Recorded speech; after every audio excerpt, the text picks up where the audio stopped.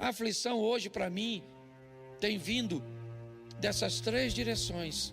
Ou pessoas enfrentam problemas por excesso de passado, com as depressões, ou enfrentam, certo? Suas aflições com excesso de futuro, com ansiedade, ou enfrentam, suas aflições com excesso de presente, estresse. Nós temos dois textos, um no Novo Testamento e um no Velho, falando das aflições. Jesus disse que no mundo nós teríamos aflições, mas precisaríamos de bom ânimo, precisaríamos de forças para enfrentarmos essas aflições. O Velho Testamento talvez nos ofereça uma informação mais pontual, no que diz respeito a aflições. Ele diz: muitas são as aflições do justo. Preste atenção, porque nos dois textos nós temos o alerta das aflições, mas se você observar os Salmos, ele diz que muitas são as aflições do justo. No mundo tereis aflições. Isso. Me parece que essa é uma palavra meio universal. No mundo, trazendo uma visão globalizada, todos nós enfrentamos aflições. Porém, tem um grupo que me parece foi privilegiado com essa expressão, certo? Muitas aflições. Quando nós olhamos para o Salmo, o salmista não descreve apenas quem vive aflições. Ele disse: muitas são as aflições de quem?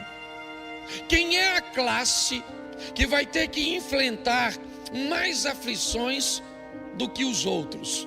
O Novo Testamento diz: no mundo tereis aflições, tende bom ânimo, eu venci o mundo. Está certo. Isso significa que todos nós teremos aflições, mas tem uma classe que ela veio privilegiada. O salmista diz que muitas são as aflições de uma classe. Que classe é essa? A classe dos justos. Aquele que planejar viver com justiça no mundo injusto, aquele que planejar e desejar viver corretamente no mundo incorreto, aquele que planeja viver de forma direita no mundo torto, ele precisa estar preparado, porque para ele virá uma carga a mais.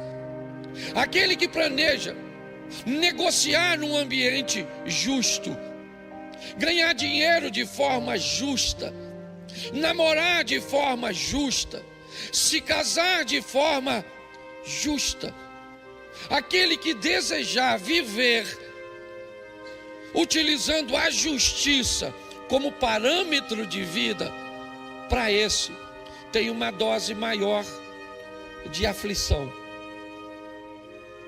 Pode notar, todos têm lutas, mas quanto mais justiça alguém planeja trazer para a sua vida, mais sofrimento ele traz com essa justiça. Essa é a grande verdade. E a Bíblia nos alertou sobre isso. E hoje meu propósito é só fazer uma reflexão sobre três geradores de aflições. Três ambientes que fazem com que as pessoas vivam num ambiente de aflição. E o primeiro gerador de aflição, talvez um dos maiores que vamos enfrentar ao longo da nossa caminhada, é o excesso de passado. Lidar com apego ao passado, com o excesso de passado, que aqui, de uma forma simples e até com pouco conhecimento, eu quero rotular como depressão. Me parece que as pessoas que armazenam passado demais, que estão muito aprisionadas ao passado, elas terão e sofrerão com muitas aflições. Eu separei algumas pessoas que não souberam como diluir o passado, tiveram muita dificuldade para continuar vivendo, carregando consigo seu passado. Então elas precisavam fazer alguma coisa. E diga-se de passagem, quem carrega o passado consigo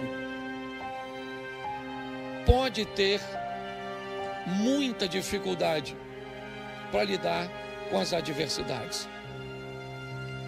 Talvez por isso, Lamentações de Jeremias, no capítulo 3, verso 21, diz: traga à sua memória aquilo que te traz esperança. Seja seletivo na hora de mexer nas suas memórias. Preste atenção, memória não tem a ver com presente, memória não tem a ver com futuro, memória só tem a ver com passado. Ninguém pede para você se lembrar do amanhã, ninguém pede para você se lembrar nem mesmo do presente, porque se você tiver que lembrar do presente, significa que ele já é passado. É assim que funciona. Eu vejo muitas pessoas sofrendo umas grandes aflições porque tem problemas com seu passado. Vamos ver um indivíduo que teve dificuldade de continuar vivendo por causa de seu passado. Caim. Caim viveu um presente bem conturbado. Não é de hoje que nós sabemos que queremos o bem das pessoas, mas há um limite. Na maioria das vezes eu quero que você esteja bem, desde que não seja melhor do que eu. Muitas vezes é assim que funciona. Caim vive um conflito muito grande com algo que aconteceu. A sua oferta foi rejeitada e o pior, a de seu irmão foi aceita. Esse passado ele não conseguiu digerir. Esse passado ele não pode te parecer uma coisa simples, porque tem pessoas que ficam presas no passado por coisas aparentemente insignificantes. Você começa a descobrir que a vida de pessoas não andam. Seu sofrimento às vezes é grande, sua aflição, às vezes ela não consegue alcançar resultados. E quando você vai visualizar o que é isso, isso é o apego. Essas pessoas não conseguiram se desvencilhar do pecado, do passado. Caim continua vivendo, mas todas as vezes que ele olha para Abel, ele lembra de quê? Daquilo que passou, lembra daquilo que aconteceu, e aquilo que aconteceu o fere, o menospreza, o diminui. Não há nenhum texto que diz que Abel achou que levaria alguma vantagem sobre Caim por causa daquela oferta. Não! Me parece que a vida continua para Abel. Foi apenas um momento de oferta e está tudo certo, ele continua vivendo. Mas Caim não. Todas as vezes que Caim olha para Abel, ele lembra. O passado está sempre diante dele. E sabe o que ele fez? Matou seu irmão. Matou seu irmão. Pessoas que não conseguem digerir o passado costumam matar seus irmãos, costumam destruir a vida de outras pessoas, sentindo dores de suas lembranças, acabam muitas vezes tratando mal as pessoas que estão ao seu lado. Segundo, também é um mal terrível. Eu quero falar agora sobre o excesso de futuro. Enquanto o excesso de passado traz a depressão, o excesso de futuro traz a ansiedade.